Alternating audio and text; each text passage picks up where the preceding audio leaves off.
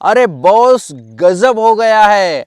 Petrol 20 और diesel 25 रुपए सस्ता हो चुका है। बजाओ ताली। लेकिन रुकिए, ये हमारे देश में नहीं, ये श्रीलंका में सस्ता हुआ है। කාරය. මොකද ඒ වෙලාවේ අපේ ඩීසල් ලීටරේ තිබුණේ රුපියල් 280ට. ඉතින් ඒකින්දා මේ ඒක රුපියල් 20ක් අඩු කළා කියලා ඒ ප්‍රශ්න විසඳෙන්නේ නැහැ. දැන් हाँ हाँ, ඇත්තටම वही श्रीलंका जो कुछ समय पहले इकोनॉमिक क्राइसिस से गुजर रहा था। वहाँ के जेंजी ने सत्ता को जिस तरह से चुनौती दी, सत्ता का परिवर्तन किया, जिस तरह से वहाँ की राजनीति डावाडोल हुई, उसी श्रीलंका ने अपने यहाँ तेल की कीमतें घटाई है। इसके पहले पाकिस्तान ने भी पेट्रोल और डीजल की कीमतें कम की थी। शायद पेट्रोल पर 4 रुपये और डीजल पर 2 रुपये के आसपास कम हुए थे, अगर मैं सही हूँ तो। और अब नेपाल भी पेट्रोल डीजल की कीमतें कम करने वाला है। इस तरह की खबरें निकलकर सामने आ रही है। अब मैं आपको बता देता हूँ, जब इजराइल और ईरान का युद्ध चल रहा था, अभी भी ख़त्म नहीं हुआ पूर्ण तरीके से। आप ये मत मान के चलिए कि पूर्णतः शांति ही शांति आ गई है। अभी भी मिसाइलें दागना और बम छोड़ना कुछ समय में होता रहता है। लेकिन क्रूड ऑयल की कीमत $126 प्रति बैरल तक पहुंच गई थी। $126 प्रति बैरल।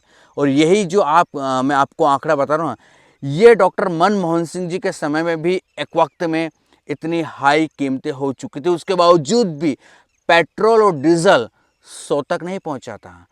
खैर, 126 हो गई थी जब कुछ समय पहले, लेकिन अब वही क्रूड ऑयल की कीमतें घटकर 73 से 75 के बीच में रह गई है। जी हाँ, 73 से 75 के बीच में आने के बावजूद भी हमारे देश में पेट्रोल डीजल की कीमतें अभी तक तो कम नहीं हुई। हाँ, नायरा ने ऐलान किया है कि कुछ रुपये वो कम करेगा पेट्रोल पर डीजल पर, इस तरह की खबरें आ रही है। लेकिन बाकी ऐसी खबरें नहीं है कि 20 रुपये और 25 रुपये सस्ता या 10-10 रुपये सस्ता, या सरकार ने टैक्स घटा दिया है तो इतने रुपये सस्ता।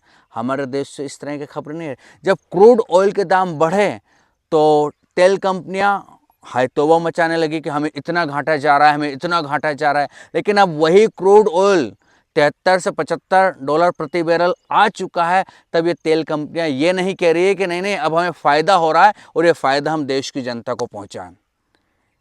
ये देश है ना, हमारा देश है ना, इसमें भाई आदमी ये मान के चलो कि मौका देखकर चौका नहीं छक्का लगाता है और दोनों हाथों से खींचने की कोशिश करता है, जनता का कहीं ना कहीं तेल निकाल लेता है। ये सिस्टम है हमारे देश में। खैर, आपको एक स्टेटमेंट याद है इथेनॉल के मामले में गडकरी साहब ने दिया था।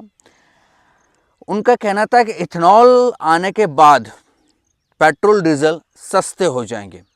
अब विपक्ष वाले दावा करते हैं, कहते हैं, समय समय पर आरोप भी लगाते हैं कि इथेनॉल वाले मंत्री जी ने तो कहा था कि पेट्रोल डीजल तकरीबन 50-60 रुपये पर आ जाएगा। इस तरह के विपक्ष दावा करते हैं। और हाँ, उनका एक बयान जारी होता है, मतलब वो स्टेटमेंट दे रहे हैं, कहीं पर भाषण दे रहे हैं, जिसमें बता रहे हैं कि किस तरह से इथेनॉल से किसानों को फ़ायदा होगा। 40% बिजली और 60% जो इथेनॉल गन्ने का और जो चावल का, इससे इतना फ़ायदा होगा, हमारा जो है निर्भरता कम होगी। यानी कि सीधी सी बात है, उन्होंने ना पेट्रोल डीजल सस्ते होने की बात तो कही थी। अब कितने रुपए लीटर सस्ते होंगे इसके बारे में आप मुझे कमेंट सेक्शन में बताइएगा। अगर किसी को याद है, हम उस पर नहीं जा रहे, लेकिन हाँ, सस्ते होने की बात कहती है।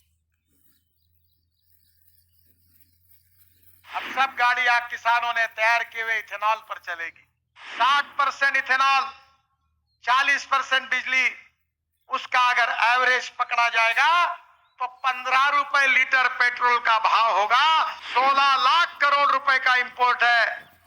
उसके बजाय ये पैसा किसानों के घर में जाएगा, गांव समृद्ध संपन्न बनेंगे। किसान अब केवल अन्नदाता नहीं है, किसान अब ऊर्जादाता बने हैं। अब E20 मतलब 20% इथेनॉल मिलाने के बावजूद भी पेट्रोल डीजल उसी रेट पर मिल रहे हैं। सस्ते क्यों नहीं हुआ? जबकि आप तो अब 20% इथेनॉल तक मिला रहे हैं। इथेनॉल तो सस्ता रहता है, उसके बावजूद पैसे कम होने चाहिए थे, लेकिन नहीं हुए हैं। और इथेनॉल को लेकर जिस तरह की समस्याएं आ रही है, वो तो आप देख ही रहे हैं, कई सारे वीडियोस, कई सारे विजुअल्स निकल कर सामने आते हैं जिसमें कह रहा है कि भाई एवरेज कम हुआ है, कोई कह रहा है गाड़ी का इंजन ख़राब हो रहा है, कोई कह रहा है कि स्पीड नहीं पकड़ती ठीक से, बहुत सारी चीज़ें हो रही है। और हाँ, ये मामला जब कोर्ट में गया तो सरकार ने कोर्ट में ये कहा है कि हम अभी एक्सपेरिमेंट कर रहे हैं, यानी कि प्रयोग कर रहे हैं, इसके नतीजे 1 साल बाद आएंगे। जी हाँ, यानी कि आप सरकार की तरफ से जो स्टेटमेंट दिया गया है कोर्ट में, सुप्रीम कोर्ट में जो जानकारी दी गई है उसके बारे में तो सोचिए, क्या कहा जा रहा है कि अभी एक्सपेरिमेंट चल रहा है और इसका रिजल्ट 1 साल बाद आएगा कि क्या होता है क्या नहीं।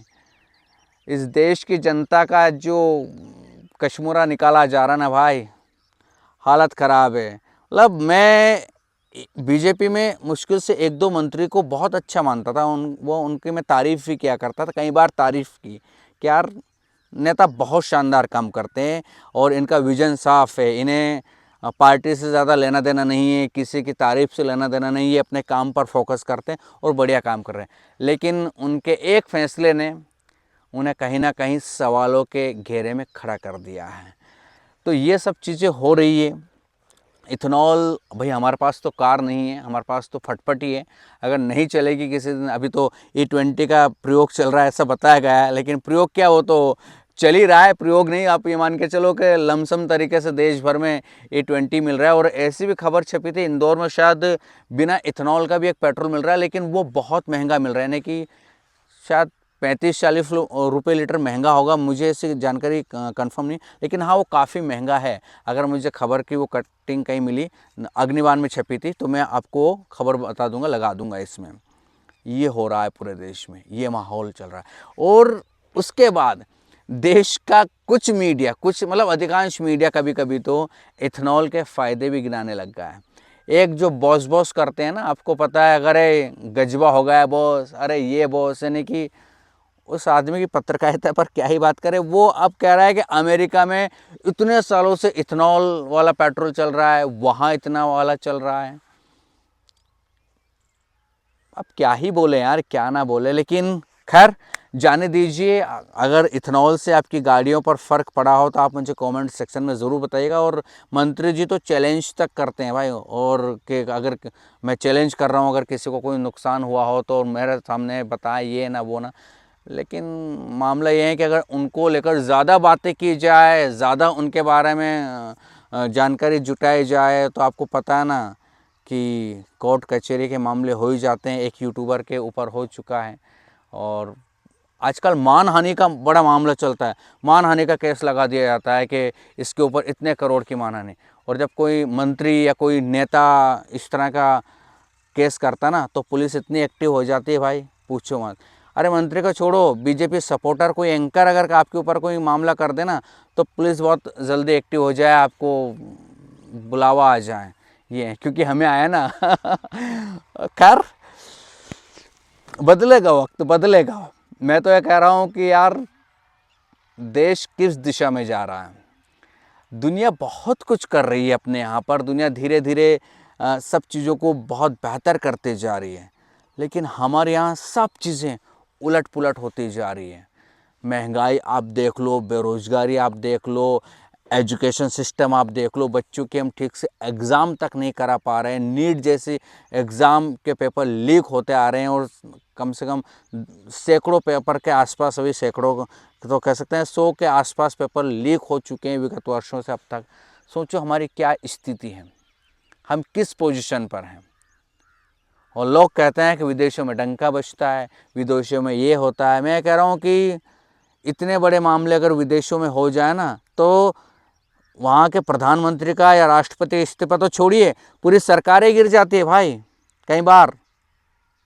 लेकिन इस देश में बचाव कौन करता है? मीडिया। अगर जिस दिन इस देश का मीडिया 4-6 मीडिया घराने ही रियलिटी बताने लगे ना, सरकार को कहीं ना कहीं कटघरे में खड़े करके सवाल पूछने लगे ना, जिस तरह कांग्रेस सरकार को खड़ा किया था कटघरे में कि कोल घोटाला हुआ है, स्पेक्ट्रम घोटाला हुआ है, पूरी सरकार हिल गई थी, और किस तरह से यहाँ तक कि जेल भी काट के आए हैं ए राजा कन्नीमोजी जैसे लोग। तो बाद में पता चला कि ऐसा कोई घोटाला ही नहीं हुआ है। तो ये सब चीज़ें हो रही है। सरकार जब भी बदले, मैं तो ये चाह रहा हूँ कि अगर इस देश का भविष्य को बेहतर करना ना, सिक्योर करना ना, इस देश को बहुत आगे, या जो कह सकते हैं कि जिस तरह हमारी स्थिति डाउन हुई है, चाहे वो पासपोर्ट इंडेक्स में हो गए, चाहे वो हैप्पी इंडेक्स में हो गए, चाहे वो आपका हंगरी इंडेक्स में हो गए, जितने भी इंडेक्स में हमारी स्थिति डाउन हुई है, और दुनिया जिस तरह से हमें कई बार हड़काने भड़काने की कोशिश करते हैं, जैसे अमेरिका हमें चमकाने की कोशिश करता रहता है, वो हमें आदेश देता रहता है, और ब्रिटेन कोशिश करता है, चाइना है, कभी कभी नेपाल जैसा देश हमारे बारे में कुछ भी बोलने लग जाता है। तो इन सबको करारा जवाब देने वाली सरकार हो। दुनिया के सामने हम फाइनेंशियली इतने मजबूत और इतने ताकतवर हो, हमारे देश में इतने अच्छे उद्योग धंधे स्थापित हो, बेहतर एजुकेशन सिस्टम यहाँ पर लागू हो, बेहतरीन स्वास्थ्य सेवाएं हों, जो विदेश लोग जा रहे हैं ना, इस देश को छोड़कर, जो अपनी नागरिकता छोड़कर विदेशों में जा रहे हैं, लगातार उनकी संख्या जो बढ़ती जा रही है ना, वो लोग जाकर वहाँ पछताएं आने वाले कुछ 5-10 सालों में कि यार इंडिया में जो हम सोच रहे थे वो अब हो रहा है, काश ऐसा हो जाए। आपको क्या लगता है, आने वाली सरकारें इस पर काम करेगी? क्या कांग्रेस को अगर सत्ता मिली तो कांग्रेस इन सभी विषयों पर चर्चा करते हुए अमूलचूल परिवर्तन करेगी, या फिर वही सत्ता का जो रंगरूप होता है उसी तरह बस सत्ताएं बदलेगी, देश नहीं?